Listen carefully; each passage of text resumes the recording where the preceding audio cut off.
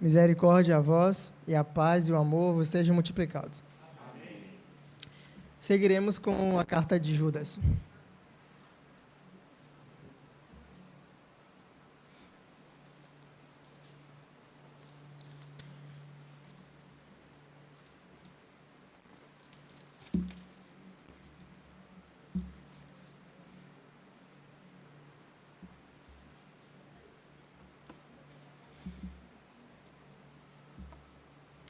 Iremos focar nos versos do verso 11 até o verso 13, mas vamos fazer a leitura da carta inteira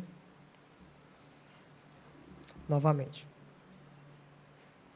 Diz assim: Judas, o servo de Jesus Cristo e irmão de Tiago, àqueles que são santificados por Deus, o Pai, e aos chamados e preservados em Jesus Cristo. Misericórdia a vós, e paz e amor vos sejam multiplicados. Amados, quando dediquei toda a diligência a escrever-vos acerca da salvação comum, tive a necessidade de escrever-vos e exortar-vos porquanto deveis seriamente batalhar pela fé que uma vez foi entregue aos santos. Porque certos homens se introduziram com dissimulação, os quais antes estavam ordenados para esta condenação, homens impiedosos, que convertem a graça do nosso Deus em lascívia, e negam o único Senhor Deus e nosso Senhor Jesus Cristo. Mas quero, portanto, lembrar-vos, embora já sabeis disso, como o Senhor salvou o povo da terra do Egito, e destruiu depois os que não creram. E aos anjos que não guardaram o seu principado, mas deixaram a sua própria habitação, ele reservou cadeias eternas sob trevas, até o julgamento do grande dia.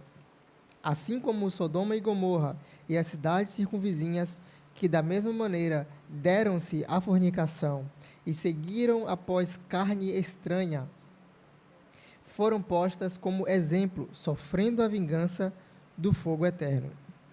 Também do mesmo modo, estes sonhadores imundos contaminam a carne, desprezam o domínio e falam mal das dignidades. Mas o arcanjo Miguel, quando contendia com o diabo e disputava a respeito do corpo de Moisés, não ousou trazer contra ele palavra de acusação, mas disse: O Senhor te repreenda. Estes, porém, falam mal do que não sabem, mas aquilo que naturalmente conhecem, como animais irracionais, nestas coisas se corrompem. Ai deles, porque entraram pelo caminho de Caim, e correram gananciosamente em direção ao erro de Balaão, por recompensa, e pereceram na contradição de Corá. Estes são manchas em vossas festas de caridade, quando festejam convosco, alimentando-se sem temor. Eles são nuvens sem água, levadas pelos ventos, árvores infrutíferas, cujos frutos secam, 2 vezes mortes desarraigadas, ondas impetuosas do mar, que escumam a sua própria vergonha, estrelas errantes para as quais o negrume das trevas está reservado para sempre. E também Enoque, o sétimo, depois de Adão, destes profetizou, dizendo: Eis que é vindo o Senhor com 10.000 de seus santos, para fazer juízo contra todos e condenar todos os ímpios entre eles, por todos os seus atos impiedosos que impiamente cometeram, e por todas as duras palavras que ímpios pecadores disseram contra ele. Estes são os murmuradores, os queixosos, que andam segundo as suas concupiscências, e cujas bocas proferem palavras muito arrogantes, admirando as pessoas por causa de alguma vantagem. Porém, amados, lembrai-vos das palavras que foram proferidas antes pelos apóstolos de nosso Senhor Jesus Cristo, e como vos diziam, haveria escarnecedores nos últimos tempos, que andariam segundo as suas ímpias concupiscências, sendo estes os que se separam a si mesmos, os sensuais, que não têm o Espírito. Mas vós, amados, edificando-vos a vós mesmos sobre a vossa santíssima fé, orando no Espírito Santo, conservai-vos no amor de Deus, esperando a misericórdia de nosso Senhor Jesus Cristo, para a vida eterna. E de alguns, tende compaixão, com discernimento, e salvai alguns com temor, arrebatando-os do fogo, odiando até a vestimenta manchada pela carne. Ora, àquele que é poderoso para impedir-vos de cair, e para apresentar-vos irrepreensíveis diante da presença de sua glória, com abundante alegria, ao único Deus sábio, nosso Salvador, seja a glória e majestade, domínio e poder, agora e sempre. Amém. Meus irmãos, vamos orar para que o Senhor nos ajude na exposição desse texto. Soberano e bendito Pai, Pai, Tu que reina sobre tudo e todos, Pai. Deus, que o Senhor nos ajude nesse momento. A Tua palavra foi lida, Pai. Que o Senhor abra os nossos corações para que possamos entender e compreender o que o Senhor quer falar conosco, Pai, através dessa carta. Pai, que o Senhor quebrante os nossos corações e que o que este homem, Pai, escreveu, inspirado pelo Teu Espírito, também nos inspire, Pai, para que venhamos viver de acordo com as verdades aqui reveladas, Pai. Que o Senhor tenha misericórdia de nós, meu Deus, e aqueles também que estão em casa, que irão assistir posteriormente, que o Senhor os guarde, o Senhor os ajude a viver de acordo com o Teu Evangelho, Pai. Nos ajuda a cumprir, Pai, cabalmente aquilo que esta exposição trará, Pai, à tona. Que o Senhor tenha misericórdia de nós. Amém. Eu gosto sempre de ler novamente por inteiro a carta, porque ela é bem pequena, né? 25 versículos, 26, dependendo da tradução. E como ela é pequena, quanto mais lemos e expomos ela, melhor fica para fixarmos o conteúdo que está sendo descrito e narrado aqui. E também os irmãos podem dizer que já leram, encerrar o dia e dizer que já leu um livro da Bíblia hoje inteiro. Mas vamos lá.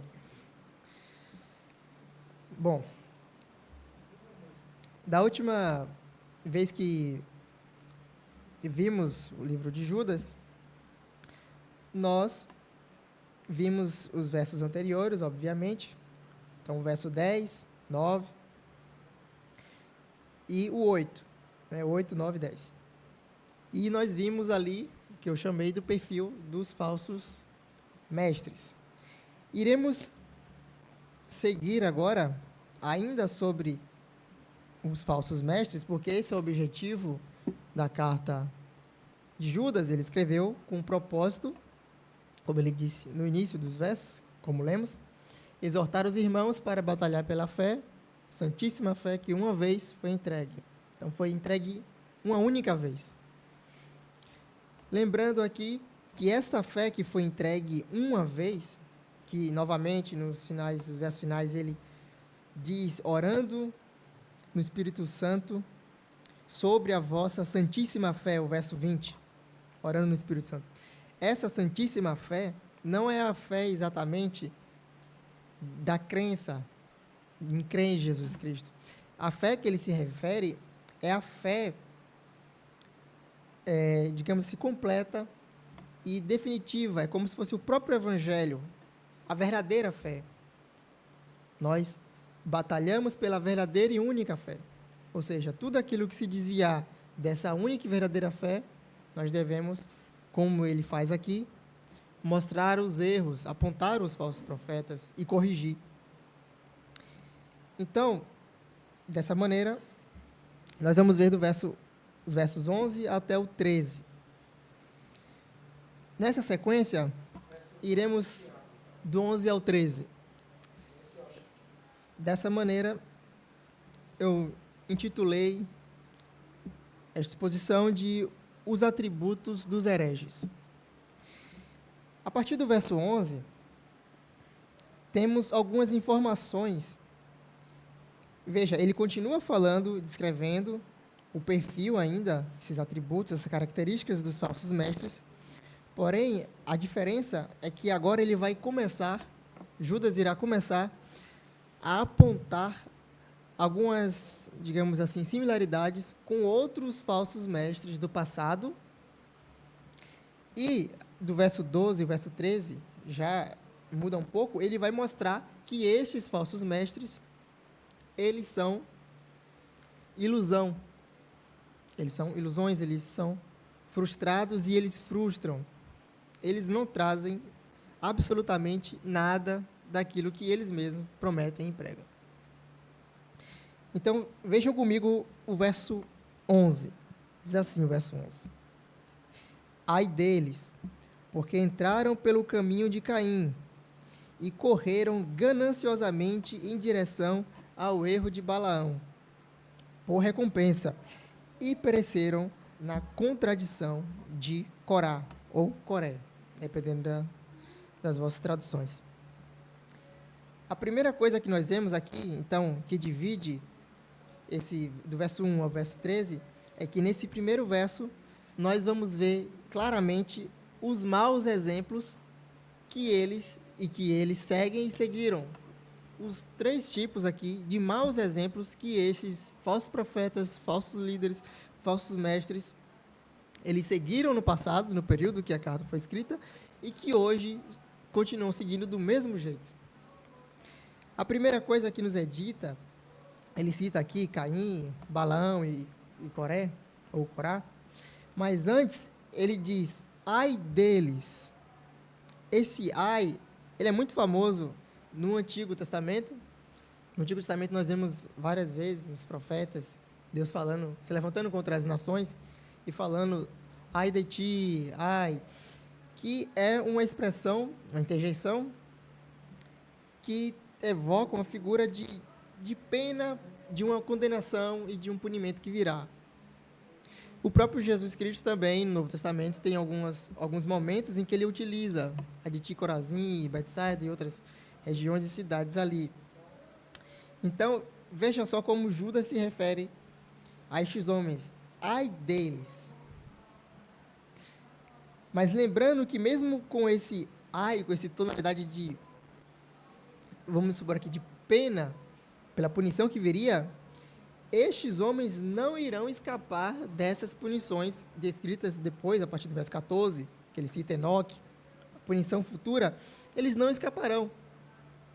Porque vejam comigo como o que diz o verso 4. O verso 4 diz assim, porque certos homens se introduziram com dissimulação, os quais antes estavam ordenados para esta condenação. Eles já estavam ordenados para esta condenação. Ou seja, e aí ele vai descrever depois Sodoma e Gomorra e a punição vindoura. Eles não têm como escapar da punição e da condenação de Deus. Outra coisa aqui interessante que nós devemos nos lembrar. Essas 2 declarações do verso 4 e essa agora, do ai deles, falam especificamente daqueles, e a carta trata disso, especificamente daqueles falsos mestres, aquelas pessoas que deturpam o evangelho de propósito. Não é um acidente, não é que a pessoa, porque existem ainda pessoas bem intencionadas, né?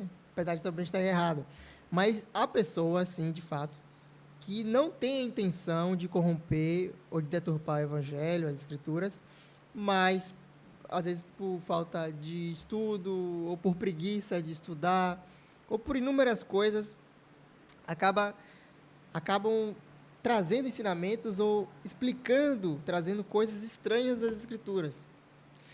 Não é essas pessoas que ele está se referindo aqui. Essas pessoas, ele vai se referir lá no final do capítulo, quando ele vai falar para ter compaixão de alguns, verso 22, de alguns tem de compaixão, arrebatando-os do fogo, e ele segue. São essas pessoas. Mas aqui, o foco é as pessoas que são obstinadas. Eles sabem o que eles estão fazendo. Eles sabem que eles estão pervertendo o evangelho, levando as pessoas a irem contra o Senhor e contra as suas escrituras. Então, ai deles, porque o dia do juízo virá. Deus os punirá. Mas agora vejam comigo os 3 maus exemplos que são citados no verso 11. 3 pessoas aqui são citadas no verso 11. Caim, Balaão e Coré, ou Corá, dependendo da vossa tradução. O primeiro que ele cita, e ele diz o porquê. Veja, isso tudo, no verso 11, é o motivo do ai, o motivo de que eles serão castigados. Porque entraram, veja, ai deles porque entraram primeiro pelo caminho de Caim. A primeira coisa que é descrita aqui é que eles entraram, eles não estão mais nos caminhos do Senhor, e eles entraram na rota, no caminho de Caim. Eles seguem cabalmente os passos de Caim.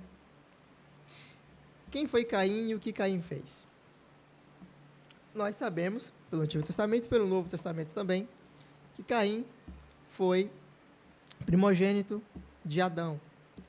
E este, chega um episódio, não nos é dito com quantos anos eles tinham, mas chega um momento em que ele tem uma inveja, uma ira contra o seu irmão Abel, e ele acaba assassinando o seu próprio irmão. E antes disso, e durante esse episódio, o próprio Deus fala com Caim, adverte ele: se você fizer corretamente, não serás aceito, e aquela coisa toda. Deus pergunta a ele: onde está seu irmão? E ele sabia: sou advogado, sou protetor, guardião do meu irmão. Ele responde para Deus. E dessa maneira, Deus, o que é que Deus faz com ele? Deus o pune, penaliza ele, o expulsa daquela região, faz ele ser um forasteiro, um andarilho pela terra, sem rumo e sem nada. Porque se lermos ali em Gênesis 4, vamos ver que a penalidade é basicamente que ele não irá prosperar em lugar nenhum que ele for. E sempre pessoas vão ir também matar ele, como ele fez com o próprio irmão. Então, olha o primeiro mau exemplo que nos é dito que esses falsos mestres, pessoas que estão ensinando as Escrituras, ou que dizem estar ensinando as Escrituras, eles seguem, eles entraram pelo caminho de Caim. De que modo eles entraram? Veja, Caim matou o seu próprio irmão. Esses falsos mestres, eles, ao introduzirem suas heresias, os seus ensinos equivocados, eles acabam matando, às vezes, literalmente, a carne dessas pessoas, como Caim morreu. Ou seja, traz ensinamentos que conduzirão e conduzem à morte física e, obviamente, à morte espiritual. As pessoas morrem na fé, naufragam na fé, por causa desses dois ensinamentos. Por quê? Porque eles entraram e eles trilham o caminho de Caim. A segunda coisa que nos é dita aqui é que eles, além de estarem caminhando os passos no caminho de Caim, veja o verso 11, e correram gananciosamente em direção ao erro de Balaão, por recompensa, e pereceram na contradição de Corá. Aqui, apesar de eu licorar aqui, mas era só até Balaão. Sobre Balaão, nós vamos ver que Balaão, esse episódio aqui é interessante. O povo de Israel está seguindo a sua trajetória, esse trecho está lá em Números 16. Nós vamos ler rapidamente em breve, mas um resumo. Eles estavam caminhando e precisavam passar por algumas regiões, por alguns povos. E chega em um momento em que ele irá passar por um povo, e esse povo, sabendo que o povo de Israel irá passar por ali, teme que o Deus de Israel destrua e puna o seu povo. E aí, o que é que esse povo faz? Eles chamam Balaão, chamam esse profeta, esse vidente, esse profeta. No Antigo Testamento no Antigo Testamento é comum você encontrar os dois termos, profeta e vidente. Enfim. Então ele chama Balaão para que Balaão possa amaldiçoar o povo do Senhor, o povo de Israel, que iria trilhar aquele caminho. E ainda é dito lá, se lermos inteiro, não vamos ler inteiro, mas é dito, eu vou ler só um trecho, dessa maneira. Se puderem abrir comigo, Números capítulo 16. Números 16.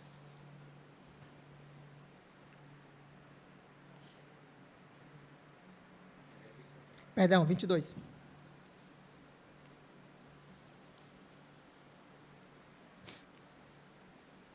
O 16 é o de Corá. Números 22. Diz assim: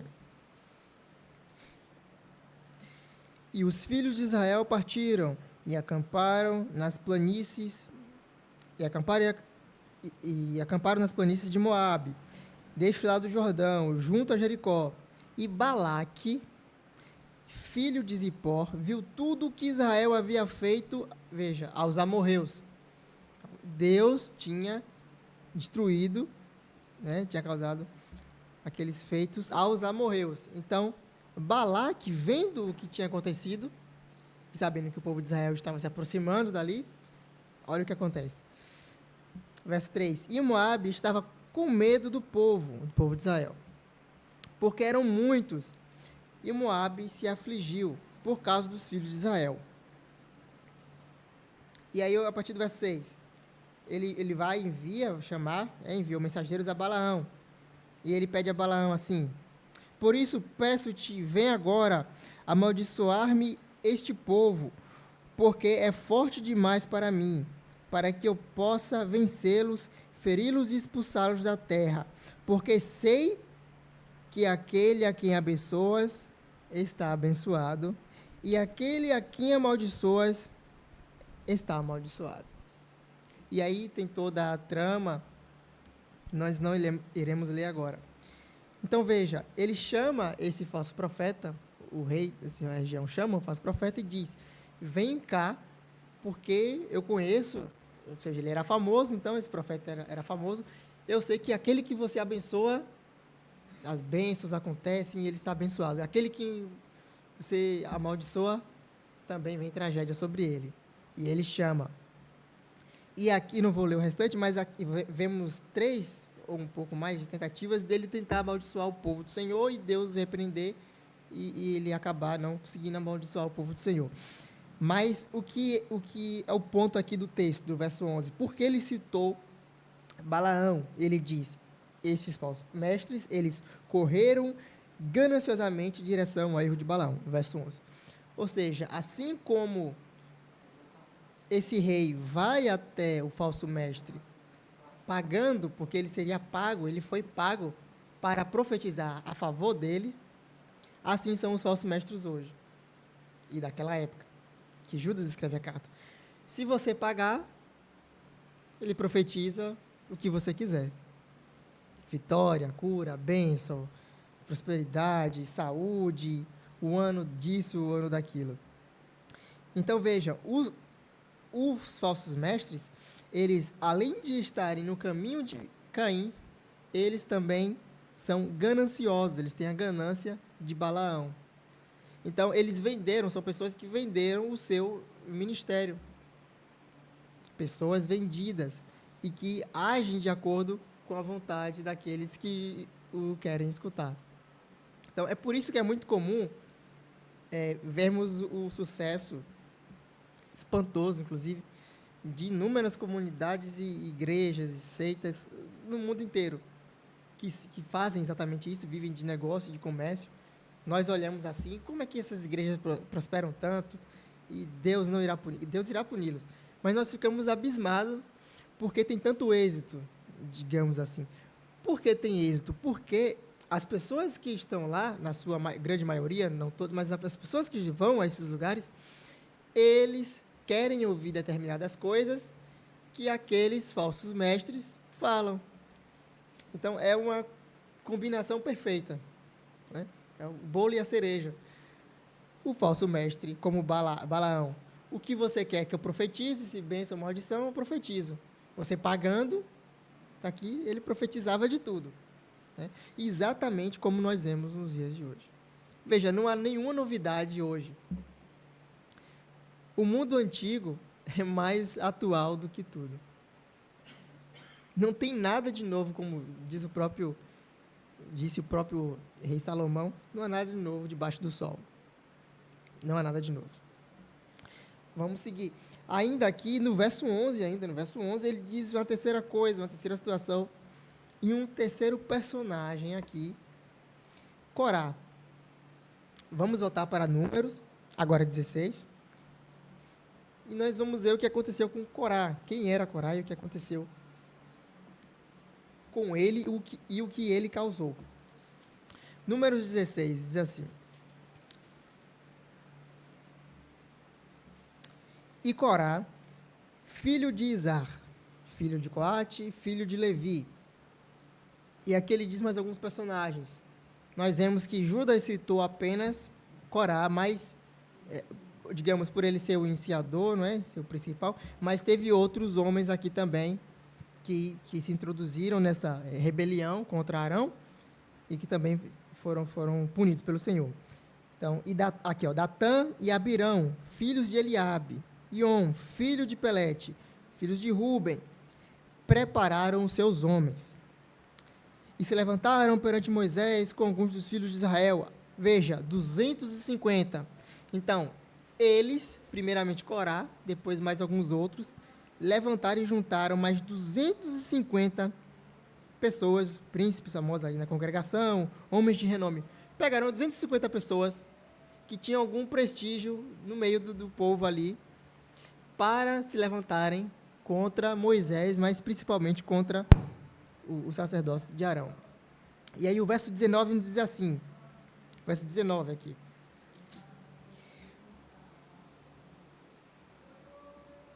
Diz assim, verso 19. E Corá reuniu toda a congregação contra eles, Moisés e Arão, à porta do tabernáculo da congregação, e a glória do Senhor apareceu a toda a congregação.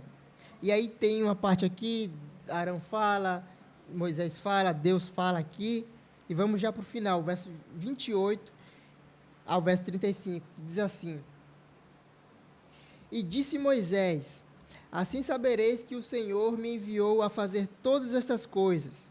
Eles estavam discutindo a autoridade de Moisés e de Arão. Então, assim sabereis que o Senhor me enviou a fazer todas essas coisas, porque não as fiz por minha própria vontade, que é, inclusive, o que os falsos mestres gostam de fazer. Eles fazem as coisas de acordo com a sua própria vontade. E Moisés disse: Nós não fizemos nada aqui por nossa própria vontade. E aí segue o texto. E se estes morrerem, a morte de todos os homens, ou se forem visitados, como acontece com todos os homens, então o Senhor não me enviou. Ele tem um teste aqui, uma prova, que é feita para mostrar quem o Senhor levantou com autoridade e quem não levantou. E aqui segue. Mas se o Senhor criar alguma coisa nova, veja aqui, e a terra abrir a sua boca e os engolir, com tudo o que é seu, e descerem vivos ao abismo, então sabereis que estes homens provocaram ao Senhor. E a consequência é óbvia. E quando ele havia acabado de dizer todas estas palavras, a terra que estava debaixo deles se abriu. E a terra abriu a sua boca e engoliu com as suas casas e todos os homens que pertenciam a Corá e a todos os seus bens. E eles e tudo que lhes pertencia desceram vivos ao abismo. A terra se fechou sobre eles e pereceram no meio da congregação. E todo Israel que estava ao redor deles fugiu ao clamor deles. Veja, todo Israel que estava ao redor deles fugiu ao clamor deles, porque diziam: para que a terra também não nos engula. Veja, aqueles 250 que também estavam no motim, na rebelião, viram o que aconteceu com Corá, eles começaram a fugir, para não ser punidos. E não adiantou. Olha o que aconteceu, verso 35. E saiu fogo do Senhor e consumiu os 250 homens que ofereciam incenso. Então, veja um terceiro personagem que eles seguem e que é descrito aqui, Corá. Ele não foi chamado para essa função, ele no caso, ele almejava essa posição eclesiástica, né, que não lhe competia.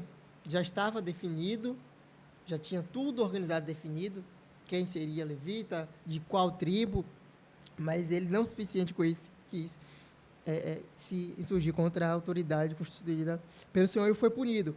Então, veja aqui, meus irmãos, no verso 11, nós vimos três maus exemplos que todos os falsos mestres, eles seguem. Eles estão no caminho de Caim, eles são gananciosos, como a ganância de Balaão, profetizam por dinheiro ou por qualquer outra vantagem, e eles são rebeldes. Eles se insurgem contra a autoridade. É muito comum hoje nós vemos os títulos de apóstolo, por exemplo. Por que ninguém hoje quer mais? Antigamente, víamos mais igrejas surgindo com pastores e bispos totalmente heréticas e erradas. Só que chegou no momento em que eles viram e entenderam que quem estava no topo, no Novo Testamento, nesse sentido, eram os apóstolos. Eles que comandavam as igrejas, enviavam. Então, o que eles fizeram de um tempo para cá? Não são mais pastores, são apóstolos. Então, eles não respondem a mais ninguém. Não tem ninguém acima deles, então eles comandam. Que é exatamente esse terceiro personagem, Corá. Ele queria crescer dentro da congregação de Israel e ele não queria se submeter a nenhuma autoridade. Então, é isso que vemos no verso 11. No verso 12 e 13, nós vamos ver aqui agora que esses falsos mestres, esses hereges, eles são frustrados, sua vida eles são frustrados, e eles frustram os outros. Eles são completamente frustrados. Vamos ver aqui o verso 12 e o verso 13. Estes são manchas em vossas festas de caridade, quando festejam convosco, alimentando-se sem temor. Eles são nuvens sem água, levadas pelos ventos, árvores cujos frutos secam, infrutíferas, 2 vezes mortas, desarraigadas, ondas impetuosas do mar, que escumam a sua própria vergonha, estrelas errantes, para as quais o negrume das trevas está reservado para sempre. Então, o que é que nós vemos nesse verso 12 e 13? As frustrações destes falsos mestres são aqui, de maneira simbólica, o Judas ele faz como se fosse uma espécie de alegoria, e compara essas coisas com a natureza. Veja, ele utilizou aqui, dependendo da sua tradição, o verso 12, rochas submersas, né?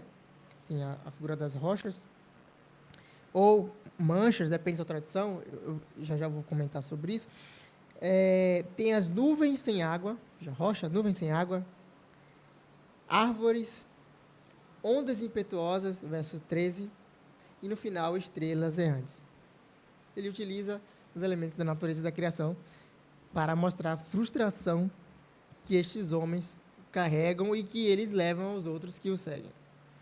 A primeira coisa aqui, no verso 12, ele diz: estes homens são manchas. Veja, aqui ele escreveu no período em que, esse é bom ressaltar, ele cita o tempo inteiro homens, homens, homens, porque, de fato, o ministério da palavra, do pastor, etc., o apostolado também foi dado aos homens. Então, ainda não havia, como há hoje, esses atributos de pastora, apóstola e etc. Mas hoje se aplica também às mulheres também. Então, veja, estes são manchas em vossas festas de caridade, quando festejam convosco, alimentando-se sem temor. Ponto. A primeira coisa que nós vemos aqui é que, dependendo da sua tradução, pode ter, assim, manchas em vossas festas, ou pode ter rochas submersas. O que acontece aqui? No texto grego aqui, as duas palavras são praticamente quase idênticas, né? E algumas traduções optaram por essa versão de manchas e as outras por rochas submersas. As que optaram pela palavra manchas se refere a vergonha, literalmente, vergonha. Eles são vergonhas, eles são vergonhosos e eles envergonham toda a congregação quando estão no meio de vocês ou quando vocês se reúnem a eles em algum lugar. Veja, ele cita aqui, festa de caridade. A segunda opção aqui, e a segunda tradução, é rochas submersas, que deve ser a tradução da maioria aqui, que se refere, aí entra nos outros elementos da natureza. Pensem aqui uma rocha, uma pedra, um coral, um recife. Pronto, vamos supor aqui no mar aqui, tem uma praia aqui. São pedras que estão ali na água, na areia, e que quando o mar sobe, ele fica por baixo, a pedra está por baixo e não está visível ao olho nu. Então, se você olhar, você não vai ver aquela pedra, ou quem está de barco vindo também não vai ver. Esse é o perfil desses falsos mestres. Eles estão ocultos, eles estão escondidos lá. Veja, e aqui nós vemos, já mudou também a aplicação, porque não é só para os falsos mestres de fora, mas podem ter falsos mestres dentro também, que é esse o caso. Rochas submersas, eles estão ali escondidos, você não vê, estão debaixo d'água, mas, obviamente, se um barco passar, uma prancha, um surfista, alguém passar, a pedra está embaixo, ele vai bater e vai ter um acidente. Esse é uma característica. Veja, ele por si só tem essa característica. Então, veja, ele é um ser humano frustrado e que derruba outros também. A outra coisa que ele traz aqui, ainda nesse iniciozinho, é em vossas festas de caridade ou festas de amor, como algumas versões podem trazer. Essas festas de caridade, ou festas do amor, festa agape, né, ou caritatis, vem de caridade, eram festas que aconteciam ainda no primeiro e segundo século, e depois cessou de se fazer, por causa desses problemas aqui. O que é que estava acontecendo? Pessoas, que é descrito problema também lá em 1 Coríntios, no texto da ceia, é exatamente esse. Pessoas se reuniram, passaram a se reunir antes ou depois da ceia, geralmente antes da ceia, para comerem, fazerem um banquete, né, festa do amor. Então, todo mundo se reunia junto, cada um levava suas coisas, seus alimentos, vinho, etc., e dividia e comia. O problema era o que está descrito lá por Paulo também. Quem trazia mais comia tudo, tinha aquela divisão, cada um ficava no seu grupo. Quem não tinha nada ficava sem nada mesmo, enquanto outros já estavam embriagados, bêbados mesmo. Então, estava tendo todo esse problema aqui, que aparece aqui de novo, narrado e descrito por Judas. Por isso ele disse, estes, quando eles estão nas festas de caridade, alimentando-se sem temor ou sem receio, que é literalmente sem nenhuma vergonha, sem nenhum pudor. Há alguns comentaristas, inclusive, que por toda a situação e por ele citar Sodoma e Gomorra acima também, comentam que o nível de promiscuidade nas festas do amor, antes da ceia do Senhor, era tal nível que as pessoas, já que era os prazeres da carne, tudo liberado, né, a teologia liberal, eles também se entregavam aos prazeres carnais e tinham relações entre os irmãos e ficavam nus. Então, veja o nível de perversidade trazida pelos falsos mestres. A segunda figura que ele traz aqui agora é a da água, nuvens sem água. Nuvens sem água levadas pelos ventos. Veja, agora está chovendo direto, né? Esses dias, apesar de estamos no verão, mas sempre está chovendo. Mas, às vezes, e principalmente em regiões mais secas, às vezes você vê formando aquela nuvem, vem formando a nuvem, vai chover. Parece que vai chover.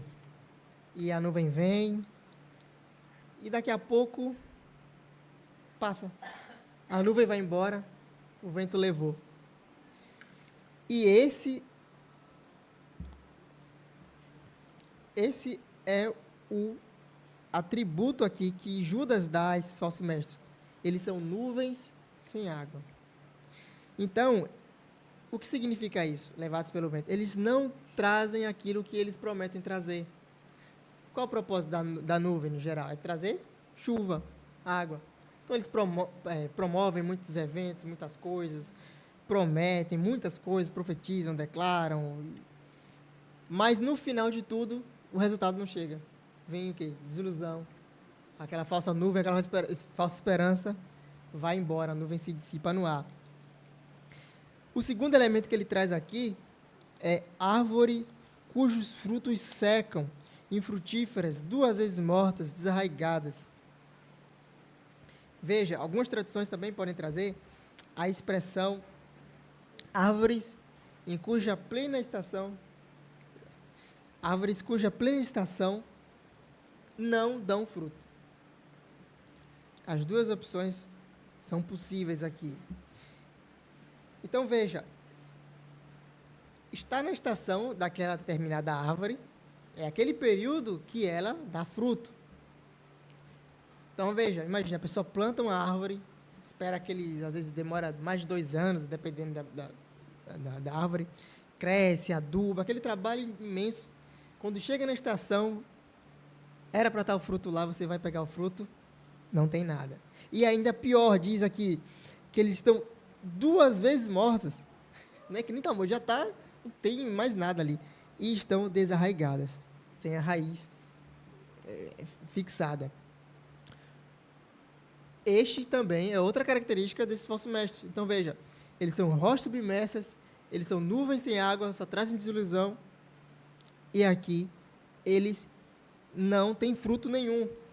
E é interessante você notar essa expressão da árvore sem fruto e no período da estação, porque são pessoas, geralmente, que têm um tempo bom, digamos assim, na congregação, na igreja, no evangelho, como eles dizem, mas que quando você chega e tem contato com eles, outras pessoas têm contato com eles, ou quando você vai ver se sai alguma coisa de bom, aqui, 2 vezes mortas, infrutíferas, desarraigadas, não tem nenhum fruto, não tem nada que preste.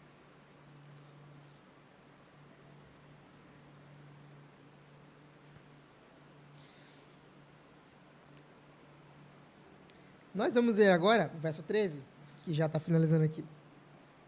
O verso 13 nos traz mais algumas figuras aqui da natureza.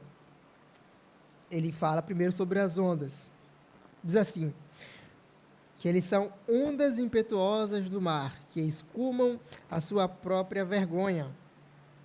Veja só, ondas impetuosas do mar. Então, imagine agora, de novo, a figura da praia, do mar.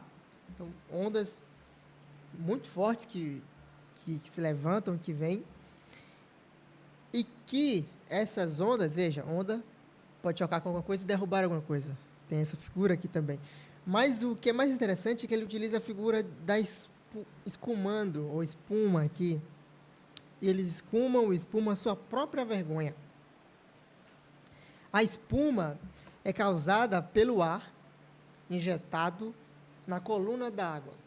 Então, a água está ali se movimentando, o ar vem, e quando a água sobe, a onda sobe, alguma parte do ar adentra na água e forma pequenas bolhas ali, de ar.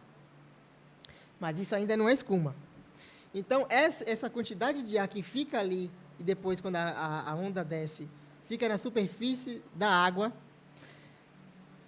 os dejetos, ou seja, tem um termo para isso, né, os surfactantes, são os organismos surfactantes que estão no ar e na água, orgânicos, eles pegam uma espécie de carona ali, entra, mistura tudo, e aí começa a espumar. Então, a espuma não é da água, não é produzida pela água. São esses organismos surfactantes, ou seja, essa poluição do ar e que está ali presente na água que causa aquela espuma. Ele diz que os falsos mestres, eles são assim. Eles escumam a sua própria vergonha. Ou seja, a vergonha, os erros deles são tão grandes que chegam a escumar já da superfície. Você não precisa nem adentrar mais a fundo, logo na superfície ali você já vê escumando. a sua própria vergonha. A última coisa que ele descreve aqui é que estes falsos mestres, eles são estrelas errantes para os quais o negrume das trevas está reservado para sempre.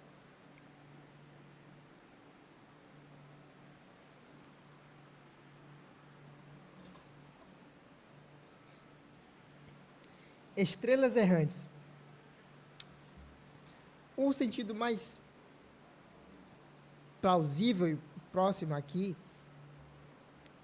que o autor quis pretender, Judas, é que são pessoas, estrelas, veja, Deus, temos lá em Gênesis e em outros textos, que Deus criou todas as coisas, pôs as estrelas, os astros, e pôs tudo no seu lugar. Vamos ler em Jó, principalmente em Salmos, vemos claramente Deus falando de cada astro que ele colocou em cada lugar, funcionando daquele jeito e perfeito. Só que ele diz que esses falsos mestres, eles são estrelas errantes. Ou seja, é como se fosse uma estrela, um astro, que não segue o curso que Deus determinou para ele seguir. Imagine, Deus determinou aquela estrela para seguir desse caminho sempre, e aquela estrela vai para outros caminhos. É esse também a característica deles. Eles erram o caminho do Senhor. Eles erram o caminho do Senhor. Então, estrelas que não estão seguindo a rota ou o caminho pré-estabelecido por Deus. Então, eles vivem longe dos desígnios do Senhor. Por isso, o final do verso diz: para os quais o negrume das trevas está reservado para sempre. Ou seja, serão condenados os que vivem de tal forma. As trevas, as cadeias eternas, já está reservado para eles. Então, meus irmãos, veja, parece que essa mensagem não tem muita conexão conosco, mas se formos olhar cada elemento aqui, essa mensagem é muito mais do que atual, do que muitas das outras. Vimos aqui que eles andam no caminho de Caim, eles têm a ganância de Balaão, são rebeldes contra as autoridades como Corá, e vimos que eles são frustrados e trazem essas frustrações aqui descritas através desses elementos da natureza para si e para os outros. Então, o que é que nós fazemos com tudo isso? Primeira coisa é que nós devemos ter total cuidado com aquilo que nós andamos consumindo. Pela internet, por livros, por música. Hoje é muito comum a teologia e a má teologia se propagar através das músicas. É muito fácil. A pessoa escreve uma música, pega um texto, deturpa um texto e canta, então tem uma melodia bonita, um ritmo, e todo mundo aprende, todo mundo canta. E como geralmente as pessoas não param para analisar muito as músicas nem nada, acaba aprendendo aquelas coisas como que se fosse por osmose, naturalmente aprendem. E isso também é obra dos falsos mestres. Eles se introduzem através dessas maneiras, eles introduzem as suas heresias dessa maneira. A segunda coisa, nós devemos ter o cuidado para que nós possamos estar aptos para discernir se o que vivemos e consumimos não condiz com o perfil deles. Será que tem algum desses elementos aqui, que foram descritos, do verso 11 ao 13, que nós não estamos seguindo? Ou se nós não estamos seguindo, nós estamos apoiando quem faz? Não tem nada não, é de Deus, não tem problema, é tudo tranquilo. Nós temos que ter esse cuidado também. Então vamos orar para que o Senhor nos ajude a identificar esses problemas. Pai eterno, Pai bondoso, Rei do Universo, Rei dos nossos corações, Pai. Pai, nós pedimos que o Senhor tenha misericórdia de nós, Pai. Pai, nós somos pequenos, nós sabemos muito pouco, Pai. Sabemos também que o nosso adversário, Pai, Satanás, conhece, Pai, as Escrituras mais do que nós, Pai. Ele citou as Escrituras contra o Teu próprio Filho, Pai, tentando o Teu Filho, Pai. Meu Deus, que nós venhamos ser conduzidos e guiados pelo Teu Espírito Santo, Pai.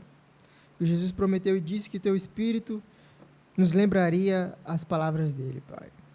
Então, que assim seja feito, Pai. Que o teu Espírito Santo nos guie a toda a verdade, tuas Escrituras, e que nós venhamos ter os olhos iluminados, Pai, bons olhos, Pai, para enxergar os caminhos que nós seguimos, Pai. E para que nós venhamos acabar, Pai, com todo tipo de oportunidade ou sugestão desses falsos mestres, Pai, dessas heresias, Pai, desses ensinos que corrompem e frustram, Pai, não trazem nada. Somente o juízo final, Pai, sobre aqueles que o praticam. Pai, que o Senhor tenha misericórdia do Brasil, Pai, porque é um país que, infelizmente, tem seguido, Pai, todos os caminhos, Pai, descritos aqui, Pai. Que o Senhor tenha misericórdia da nossa nação, Pai. Porque assim como o Senhor descreveu aqui no texto, Pai, nesse texto de Judas, o negrume das trevas está reservado, Pai. Pai, que o Senhor tenha misericórdia, Pai, e os arrebate do fogo, Pai. Deus do fogo eterno, que o Senhor tenha misericórdia, Pai, nos ajude, nos capacite, Pai, para que venhamos estender a mão, para que venhamos proclamar o genuíno e verdadeiro Evangelho, Pai. Meu Deus, para que nós venhamos fazer com que pessoas sejam libertas, Pai, pela exposição das Escrituras, Pai, do reino das trevas, Pai, e venham para o reino do Filho do seu amor, Pai. Que o Senhor tenha misericórdia de nós e nos ajude, Pai, mais esse ano, Pai, a permanecer batalhando pela nossa santíssima fé, Pai, que foi entregue uma vez por todas. É isso que nós pedimos e agradecemos. Amém.